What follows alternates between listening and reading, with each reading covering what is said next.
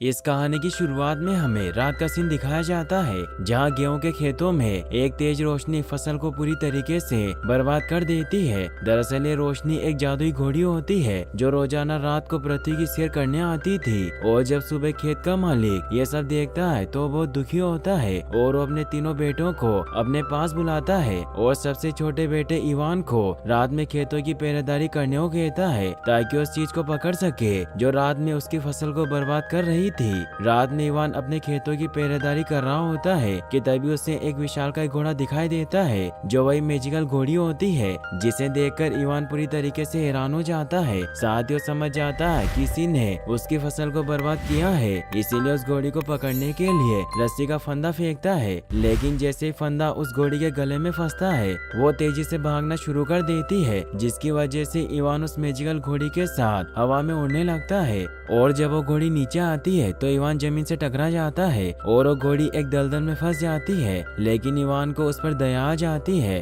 और उस घोड़ी को दलदल में धंसने से पहले ही विंड मिल की मदद से बाहर निकाल लेता है। लेकिन बाहर निकलने के बावजूद भी वो घोड़ी बहुत दुखी होती है क्योंकि इवान ने उसे रस्सी से बांधा हुआ था। इवान जब उसे इतना दुखी और उदास देखता है तो उस जादुई घोड़ी को आजाद कर देता है क्योंकि वो एक नेक इंसान था। आजाद होकर वो जादुई घोड़ी बहुत खुश होती है और अगले ही पल वो वहाँ से गायब हो जाती है। अगली सुबह जब इवान की नींद खुलती है तो देखता है कि उसके अस्तबल में दो शानदार घोड़े खड़े होते हैं, जिन्हें देखकर इवान शॉक्ड हो जाता है। तभी वहाँ पर एक छोटा घोड़ा आ जाता है जिसका नाम फॉल होता है, जो इवान से बात कर पा रहा था। वो इवान को बताता है कि मैं उस मेयर का बेटा हूँ जिसे तुमने रात को दलदल से बचाया था। साथ ही उसे ये भी बताता है कि माँ तुम्हारी दरिया दिली से बहुत खुश है, इसीलिए उन्होंने मुझे इन दो घोड़ों के साथ तुम्हारी मदद करने भेजा है। इवान फॉल और उन दोनों शानदार घोड़ों से मिलकर बहुत खुश होता है और वो प्लान बनाता है कि उन दोनों घोड़ों को बाजार में बेचकर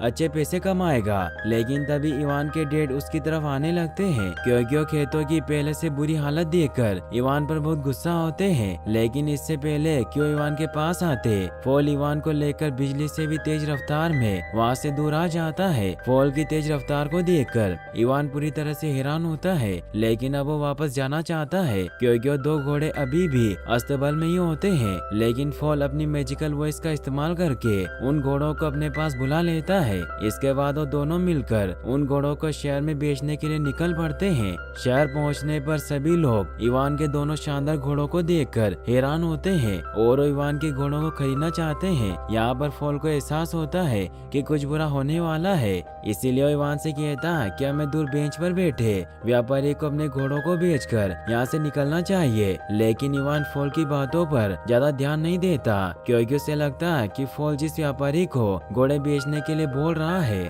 उसके पास ज्यादा पैसे नहीं है, इसीलिए वो शहर के लोगों के सामने अपने घोड़ों की नीलामी करने लगता है। अगले सीन में हम राजा को देखते हैं जो एक मक्खी को मारने की कोशिश कर रहा होता है। दरअसल ये राजा एक अयोग्य राजा होता है जो अपनी गरीब प्रजा पर ज्यादा ध्यान नहीं देता और ऐशो आराम की जिंदगी जीता है। अब राजा जब अपनी दूरबीन से शहर के लोगों को देख रहा होता है कि तभी उसकी नजर इवान पर पड़ती है और वो इवान के शानदार घोड़ों को देखकर पूरी तरह से हैरान हो जाता है और उसे समझ में नहीं आ रहा था कि इवान जैसे गरीब लड़के के पास इतने शानदार घोड़े कहां से आए। इसीलिए इवान के पास जाता है और उसके दोनों घोड़ों को अपनी शाही सवारी के लिए मांग लेता है और वो इवान को घोड़ों के पैसे दिए बिना ही वहाँ से जाने लगता है, जिससे इवान राजा से अपने घोड़ों के पैसे भी नहीं मांग पाता। इसीलिए वो फॉल को अपनी मदद करने के लिए कहता है। इवान की बात सुनकर फॉल एक बार फिर से अपनी मैजिकल वॉइस से घोड़ों को वहाँ से भागने को कहता है। इसके बाद दोनों घोड़े राजा को लेकर वहाँ से भागने लगते हैं और इसी दौरान राजा कुछ आटे की बोरियों पर गिर जाता है, जिसकी वजह से उसके पूरे चेहरे पर आटा लग जाता है और वो बहुत गुस्सा होता है। राजा के गिरने के बाद इवान उसके पास जाता है और उससे अपने दोनों घोड़ों की कीमत मांगता है। राजा इवान को उसके दोनों घोड़ों की कीमत देने के लिए राजी हो जाता है, लेकिन मंत्री राजा से कहता है कि अगर हम इवान को घोड़ों की देखभाल के लिए रख लें तो हम उससे इसका बदला ले सकते हैं। राजा को अपने मंत्री की सलाह बहुत पसंद आती है और वो इवान को घोड़ों की देखभाल के लिए रख लेता है। अब इवान के हंसमुख स्वभाव की वजह से लोगों में उसकी पॉपुलैरिटी बढ़ती जा रही थी, जिसे देखकर राजा बहुत बहुत गुस्सा होता है क्योंकि राजा ने इवान को सजा देने के लिए लाया था, लेकिन यहाँ पर ठीक उसका उल्टा हो रहा होता है। राजा को चिंतित देखकर उसका मंत्री एक बार फिर से राजा को एक सलाह देता है। वो राजा को बताता है कि अगर हम इवान को फायरबर्ड को ढूंढ कर लाने के लिए भेजेंगे तो इस काम को कभी भी पूरा नहीं कर पाएगा, क्योंकि आज तक कोई भी फायरबर्ड को ढूंढ कर नहीं ला सका। और जब इवान भी बिना फायरबर्ड के खाली हाथ वापस आएगा तो हम उसे राजा के आदेश को पूरा न कर पाने की वजह से दंड देंगे। मंत्री का यह आइडिया राजा को बहुत पसंद आता है और वो इवान को मैजिकल बर्ड को ढूंढने के लिए भेज देते हैं। जब इवान फॉल को बताता है कि उन्हें राजा के लिए फायरबर्ड को ढूंढ कर लाना है तो हैरान हो जाता है, क्योंकि उसे पता होता है कि आज तक जितने भी लोग फायरबर्ड को ढूंढने के लिए निकले वो कभी लौट कर नहीं आए, क्योंकि फायरबर्ड सभी को मार देता था। लेकिन अब फॉल को भी इवान के साथ जाना पड़ता है, क्योंकि राजा ने इवान को फायरबर्ड को ढूंढ कर लाने का हुक्म दे दिया था। इसीलिए फॉल इवान को अपनी स्पीड से एक जंगल में ले आता है जहाँ पर स्लीपिंग नट्स होते हैं। दरअसल फॉल को पता होता है कि अगर उन लोगों ने फायरबर्ड को ऐसे ही पकड़ने की कोशिश की तो फायरबर्ड इन्हें जलाकर राख कर देगा। इसीलिए फॉल इवान को इस जंगल में लाया होता है ताकि ये लोग स्लीपिंग नट्स को अपने साथ लेकर चले, क्योंकि फायरबर्ड को नट्स बहुत पसंद होता है। और अगर इन लोगों ने फायरबर्ड को किसी तरह स्लीपिंग नट्स खिला दिया तो गहरी नींद में चली जाएगी, जिसके बाद ये लोग बड़ी आसानी से उसे पकड़ लेंगे। अब ये लोग स्लीपिंग नट्स को लेकर रेगिस्तान के बीचों बीच एक छोटे से तालाब के पास पहुंच जाते हैं जहां पर फायरबर्ड रेत के नीचे रहती है। इवान स्लीपिंग नट्स को फायरबर्ड की तरफ फेंकता है और स्लीपिंग नट की खुशबू से फायरबर्ड रेत से बाहर आ जाता है और एक एक करके सारे नट्स को खाना शुरू कर देता है। लेकिन जल्दी उसे पता चल जाता है कि उसके आसपास कोई है और वो फॉल और इवान पर हमला कर देता है। फॉल और इवान दोनों फायरबर्ड से किसी तरह अपनी जान बचाकर भाग रहे होते हैं। इसी दौरान चारों तरफ आग भी लग जाती है। अब एक समय ऐसा भी आता है जब फायरबर्ड इन्हें मारने ही वाला होता है, लेकिन तभी इवान अपने पास बचे आखिरी स्लीपिंग नट्स को फायरबर्ड की तरफ फेंकता है और जब फायरबर्ड इस लास्ट वाले नट्स को खाता है तो गहरी नींद में चला जाता है। इसके बाद इवान फायरबर्ड को लोहे की जालियों में पकड़ लेता है और जब फायरबर्ड होश में आता है तो अपने आप को कैद देखकर बहुत दुखी होता है और वो रोने लगता है। फायरबर्ड को रोता देखकर इवान इमोशनल हो जाता है और उसे आजाद कर देता है। आजाद होकर फायरबर्ड बहुत खुश होता है और वो इशारों में इवान को थैंक्स कहता है। फिर वो पंख फैलाकर आसमान की गहराइयों में उड़ जाता है, लेकिन वो जाते जाते निशाने के तौर पर इवान को अपना एक पंख देकर जाता है जो फायरबर्ड की तरह चमक रहा होता है। इवान उस पंख को पाकर बहुत खुश होता है और फॉल के साथ वापस राजा के पास आ जाता है और उन्हें बताता है कि किस तरह बहुत मुश्किल से उसने फायरबर्ड को पकड़ा और उसे दुखी देखकर आजाद भी कर दिया। लेकिन कोई भी इवान की बातों पर विश्वास नहीं करता और उन्हें लगता है कि इवान झूठ बोल रहा है। हालांकि इवान उन सबको फायरबर्ड का पंख भी दिखाता है, लेकिन उसका भी कोई फायदा नहीं होता, क्योंकि इस वक्त उस पंख में कोई रोशनी नहीं हो रही थी, जिसकी वजह से वो पंख भी बाकी के पंखों की तरह ही नॉर्मल लग रहा था। अब राजा इवान को आदेश पूरा न करने की वजह से मौत की सजा सुना देते हैं, लेकिन इससे पहले कि जल्लाद इवान को मारता वहाँ पर फायरबर्ड आ जाता है, क्योंकि उसे पता चल गया था कि इवान एक अच्छा इंसान है। फायरबर्ड को देखकर सबको विश्वास हो जाता है कि इवान सही बोल रहा है और अब राजा को न चाहते हुए भी इवान का प्रमोशन करना पड़ता है, क्योंकि इवान ने उनके कहे मुताबिक फायरबर्ड को ढूंढ कर ला दिया था। अब इवान और फायरबर्ड एक अच्छे दोस्त बन जाते हैं और इवान फायरबर्ड को पाकर बहुत खुश होता है। लेकिन राजा इस बात से जरा भी खुश नहीं होता, क्योंकि अब पूरे राज्य के लोग इवान को पसंद करने लगे थे, इसीलिए अब वो किसी भी तरह इवान को मारना चाहता है। अब एक बार फिर से मंत्री राजा के पास आता है और उसे आइडिया देता है कि अगर वो इवान को बर्फ की राजकुमारी को ढूंढ कर लाने के लिए भेजे तो कभी भी ऐसा नहीं कर पाएगा, क्योंकि बर्फ की राजकुमारी सबसे ऊंची पहाड़ी की चोटी पर रहती है जहाँ किसी इंसान का पहुँचना इम्पॉसिबल है। मंत्री का यह आइडिया राजा को बहुत पसंद आता है और वो इवान को बर्फ की राजकुमारी को ढूंढ कर लाने के लिए भेज देता है। अब इवान फॉल के साथ बर्फ की राजकुमारी को ढूंढ कर लाने के लिए निकल जाता है। हालांकि फॉल उसे समझाता है कि बर्फ की राजकुमारी को ढूंढ कर लाना अपनी मौत को दावत देने के बराबर है, लेकिन इवान फॉल की बातों पर ज्यादा ध्यान नहीं देता और बहुत मुश्किल से किसी तरह फॉल की मदद से उस गुफा के पास पहुंच जाता है जिसके अंदर राजकुमारी होती है। लेकिन गुफा के दरवाजे पर बर्फ की एक मोटी दीवार होती है, जिसकी वजह से वो गुफा के अंदर नहीं जा पा रहे थे। लेकिन तभी फायरबर्ड का पंख एक्टिवेट हो जाता है और वो बर्फ की मोटी दीवार के अंदर चला जाता है, जिससे वो दीवार देखते ही देखते पिघल जाती है। इसी दौरान फॉल भी उस पानी के साथ बह जाता है और नीचे गिर जाता है। लेकिन इवान को इस बारे में कुछ भी पता नहीं चलता और वो गुफा के अंदर चला जाता है, जहाँ पर बर्फ की राजकुमारी की तरह ही बहुत सी राजकुमारियां सो रही होती है। लेकिन इवान फायरबर्ड के पंख की मदद से रियल बर्फ की राजकुमारी को ढूंढ लेता है और उससे अपने साथ चलने को कहता है। लेकिन राजकुमारी इवान के साथ चलने से मना कर देती है, क्योंकि उसे लगता है कि अब दुनिया में कोई भी बहादुर इंसान नहीं बचा जिससे वो शादी कर सके, और वो पहाड़ी की चोटी से नीचे कूद जाती है। ये देखकर इवान भी बिना कुछ सोचे समझे राजकुमारी को बचाने के लिए नीचे कूद जाता है। लेकिन राजकुमारी अपने विशेष प्रकार के कपड़ों की मदद से हवा में उड़ पा रही थी। लेकिन जब वो इवान को तेजी से नीचे गिरता हुआ देखती है तो उसे भी अपने साथ ले लेती है। लेकिन तभी इवान की गलती की वजह से राजकुमारी की ड्रेस फट जाती है और वो दोनों नीचे गिरने लगते हैं। फॉल भी ये सब देख लेता है और वो अपने पंख को एक्टिवेट करके उन दोनों को बचा लेता है। लेकिन गिरने की वजह से राजकुमारी बेहोश हो चुकी थी। अब रात में जब ये लोग एक जंगल में रुकते हैं तो फॉल इवान को समझाता है कि तुम्हें राजकुमारी से प्यार हो गया है, इसीलिए हम लोगों को वापस राजा के पास नहीं जाना चाहिए। लेकिन हर बार की तरह इस बार भी इवान फॉल की बातों पर ज्यादा ध्यान नहीं देता। अब कहीं न कहीं राजकुमारी भी इवान को पसंद करने लगी थी। अगली सुबह इवान फॉल और राजकुमारी के साथ राजा के पास पहुंच जाता है। राजा इवान के साथ राजकुमारी को देखकर बहुत गुस्सा होता है, क्योंकि एक बार फिर से इवान ने राजा को गलत साबित कर दिया था। लेकिन मंत्री राजा को समझाता है कि आप दुखी मत होइए, इसमें आपका ही फायदा है, क्योंकि अब आप राजकुमारी से शादी कर लेंगे।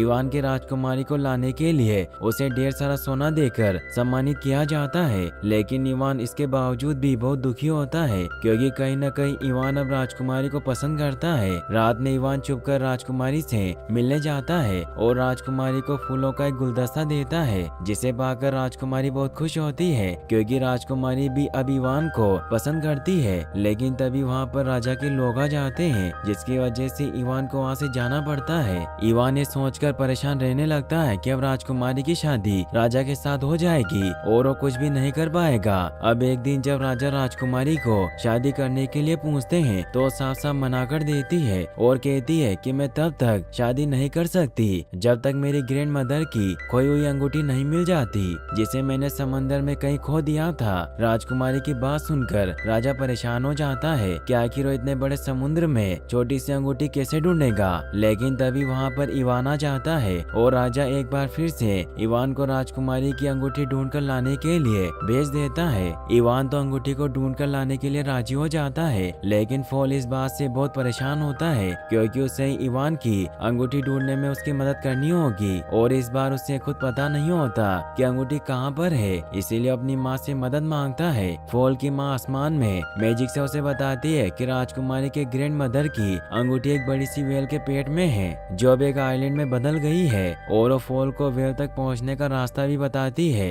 अगली सुबह फॉल इवान के साथ उस वेल को ढूंढने के लिए निकल जाता है। अब जब ये लोग आसमान में उड़ रहे होते हैं तभी इवान तेज हवाओं की वजह से अपना बैलेंस खो देता है और समुद्र में गिर जाता है, जहाँ पर वो देखता है कि एक बड़ी सी व्हेल को मोटी मोटी जंजीरों से बांध कर रखा गया है, जिसकी वजह से वो व्हेल एक छोटे से आइलैंड में बदल गई है। इस व्हेल को देखकर इवान समझ जाता है कि यह वही व्हेल है जिसकी उनको तलाश है, और वो दोनों व्हेल के पास पहुंच जाते हैं। व्हेल इन्हें बताती है कि उसने गलती से कुछ शिप्स को निगल लिया था, जिसकी वजह से उसे जंजीरों से बांधकर रखा गया है। लेकिन अब उसे अपनी गलती का एहसास हो गया है और वो अपनी गलती सुधारना चाहती है। यहाँ पर इवान को एक आइडिया आता है कि अगर वो किसी तरह से व्हेल को चीख दिला दे तो उसकी सारी जंजीरें टूट जाएगी और वो आजाद हो जाएगी। इसके बाद इवान फॉल को लेकर व्हेल के नाक के अंदर चला जाता है, जिसकी वजह से व्हेल को एक जोरदार छींक आती है और उसके द्वारा निकले गए सारे शिप बाहर आ जाते हैं और साथ ही उसकी जंजीर भी टूट जाती है।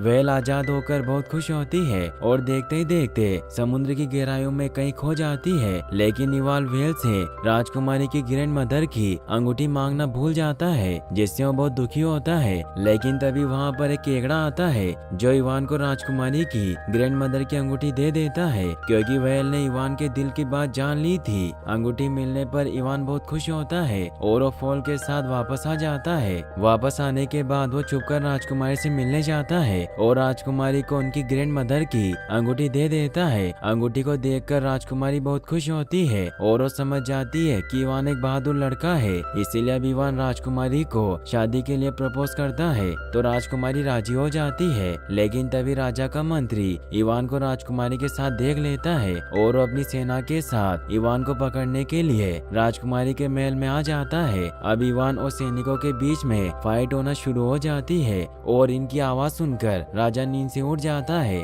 और जब वो राजकुमारी के महल की टेरेस पर फॉल को देखता है तो अपनी बंदूक से उसे शूट कर देता है, जिसकी वजह से फॉल घायल होकर नीचे गिर जाता है। अब इवान को राजकुमारी से छुपकर मिलने के जुर्म में गिरफ्तार कर लिया जाता है। रात में जब राजकुमारी अपने कमरे में होती है तभी उनके पास एक चूजा आता है जो राजकुमारी को अपने साथ ले जाता है। दरअसल इस चूजे को फॉल ने भेजा होता है। राजकुमारी फॉल को बताती है कि मैं किसी भी तरह से राजा को मारना चाहती थी, इसीलिए मैंने राजा को जवान होने का लालच देकर 3 कुंडों में से होकर गुजरने के लिए कन्विंस कर लिया। लेकिन तभी वहाँ पर राजा का मंत्री आ गया, जिसने राजा को सलाह दी कि सबसे पहले इवान को उन तीनों कुंडों में से होकर गुजारा जाए। इसीलिए कल इवान को 3 बड़े कुंडों में से होकर गुजारा जाएगा।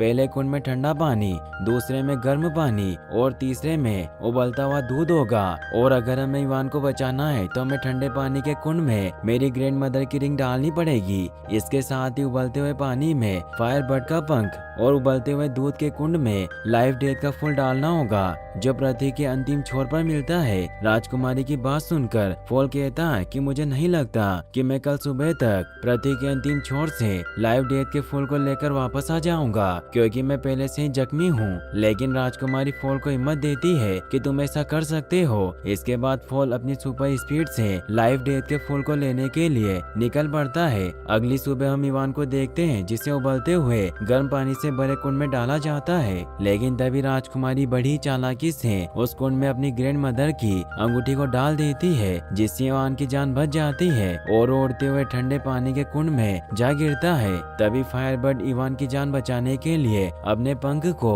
ठंडे पानी के कुंड में डाल देता है, जिसकी वजह से इस बार भी इवान की जान बच जाती है और वो उड़ते हुए उबलते हुए दूध के कुंड में जा गिरता है। वहीं दूसरी तरह हम फॉल को देखते हैं, जो किसी तरह लाइफ डेथ के फूल तक पहुंच गया होता है। यहाँ पर लाइफ डेथ का फूल फॉल से कहता है कि अगर तुम मुझे तोड़ोगे तो तुम भी मारे जाओगे, लेकिन फॉल उसकी बातों पर ज्यादा ध्यान नहीं देता और उसे तोड़ लेता है। इसके बाद हम इवान को देखते हैं, जिसको उबलते हुए दूध के कुंड में गए काफी समय हो गया था, जिसकी वजह से सबको लगता है कि इवान मारा गया और सभी दुखी होकर वहाँ से जाने लगते हैं। लेकिन तभी लाइफ डेथ का फूल उस कुंड में आकर गिरता है, जिससे एक तेज रोशनी होती है और अगले ही पल इवान उस कुंड में से किसी राजकुमार की तरह बाहर निकलता है, जिसे देखकर सभी लोग बहुत खुश होते हैं। इवान को जिंदा देखकर राजा को पूरी तरह से विश्वास हो जाता है कि वो भी इन कुंडों की मदद से जवान हो सकता है, इसीलिए वो भी एक कुंड में कूद जाता है। लेकिन अगले ही पल वो एक बड़े से बबल में कैद होकर बाहर निकलता है और बबल के साथ ही आसमान की गहराइयों में चला जाता है।